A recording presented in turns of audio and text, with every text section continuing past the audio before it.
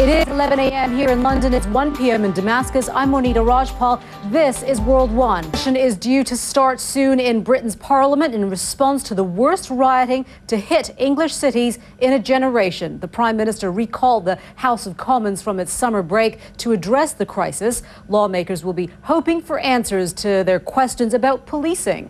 David Cameron's under pressure to rethink plans to cut spending on the police. Thousands of officers were on patrol in London and other cities on Wednesday night, maintaining an eerie calm after 4 nights of rioting and looting. CNN's Max Foster is outside the Houses of Parliament. He joins us now live. And Max, the first few days of this, we saw David Cameron coming out strong, even on the offensive, some would say. But now it seems when he's facing his own lawmakers, he's going to be on the defensive. Yeah, that's right. I mean, he's had some success, hasn't he? He came back from holiday, and that night, actually, he seemed to have dealt with the London riots, at least for now, by bringing in a huge amount of police. The coalition government's justification for these cuts, particularly when it comes to the social service, police and the fire brigade and these kind of services, especially at a time when the country, and especially the City of London, is preparing for the Olympics in less than a year. Well, you're going to get a sense of that because there's actually a second statement in Parliament today, and that's going to be from the Finance Minister, Aug11. And he's... Max Foster there at the Houses of Parliament. Thank you so much for that.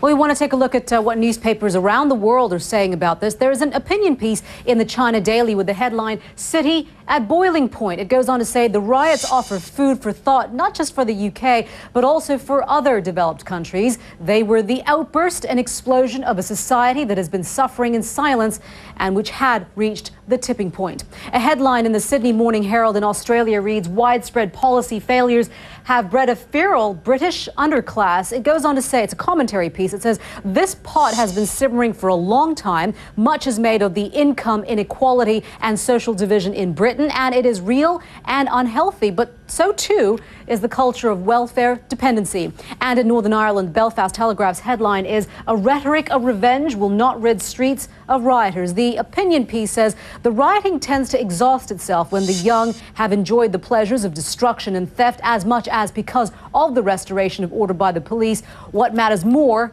are the consequences. Good, bad, and indifferent. Investors on 3 continents take different paths as volatility engulfs world markets. On Wall Street on Wednesday, the red tide rolled back in just a day after the Dow saw its biggest one-day gain of the year. Sharp falls dashed hopes of a sustained rally. The negative sentiment washed through Asian markets in early trade, but investors there recovered some of their nerve to end the day mixed. At the start of trade, it was a very different story here in Europe. Stocks rose sharply at the open, but now they can't quite make up their minds which way to go. Well, in just a moment, we'll go to Hong Kong to find out what investors what are on an Asian investors' minds. But first, let's bring in Nina Dos Santos for some European perspective, trying to make some head or tail of what's going on here. Nina, what is happening? It's very difficult to tell at the moment. Volatility reigns supreme, Monita, at the moment. We did have some of these indices in Europe gaining in excess of 2.5%, nearly 3%. Santos here in London, thank you so much for that. Well, we want to take you now to across the Pacific to Hong Kong and to the markets across Asia. There are seeing a very different story in what's happening there. Remy Inocencio joins us now from the Hong Kong studio with more on that. Remy. Yeah, Monita, that's right. You know, Asia-Pacific markets today could have, well, actually, it wasn't as bad as we thought it was going to be. Basically, pairing some of the losses that we saw earlier today, the Nikkei, for example, closed down about 0.6% right here. And basically, the fall here was from financials, Mitsubishi UFJ. All right, Remy, we thank you very much for that. Remy Inocencio there in Hong Kong. You are watching World One, live from London. The United States says Syria poses a grave and growing threat to international peace and security. The comments came from the U.S. ambassador to the UN, Susan Rice, following talks at the United Nations Security Council. Washington is ratcheting up the pressure on the Syrian regime over its continuing crackdown on anti-government protesters.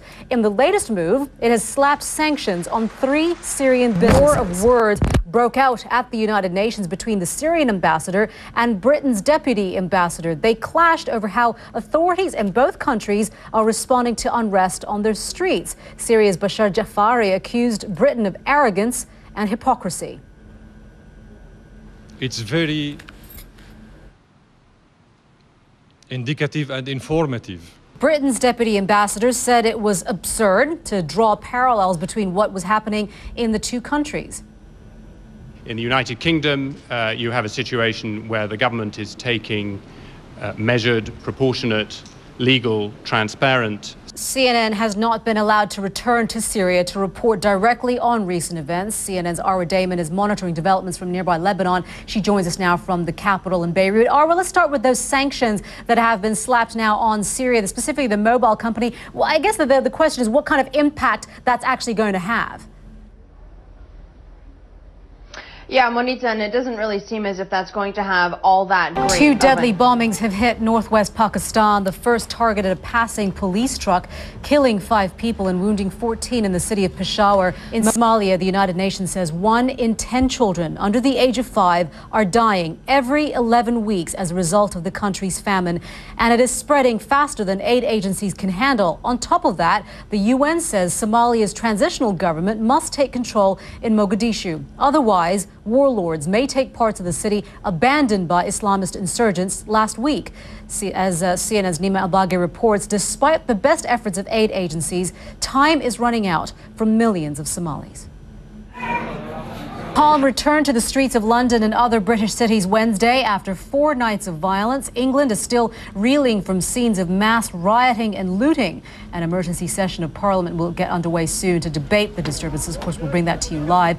Meanwhile, the British government is so deep in debt, it is trying to save money in nearly all areas of spending. But the idea of cutting the budget for the police is coming under intense scrutiny. We want to bring in Di Davies, a former chief superintendent at London's Metropolitan Police. Sir, thank you very much for being with us. I guess the argument is, after seeing what we've seen of the last week with the police, perhaps not enough numbers, not enough resources, there is an argument for the spending cuts to be scrapped. But then the government's saying this, they've got no money. Well, I think it's time for cool heads, and I don't think 3 or 4 days after these events is the time to be squabbling. And frankly, the last thing we need are parliamentarians squabbling. All right, Mr. Davies, thank you very much. We appreciate it. It'll be interesting to see what they come up with in Parliament. Thank you. You are watching World One live from London. We will take you live to that emergency session of the British House of Commons shortly. MPs have been hauled back from their summer holidays to deal with the violence. As you've just heard, the British House of Commons is holding a special session to address the past 4 days of violence. CNN's Atika Schubert has been following the story, and she's here with us in the studio. And Max Foster is outside Parliament. Max, let's go to you first today. How much of a heated debate can we expect in the buildings behind you?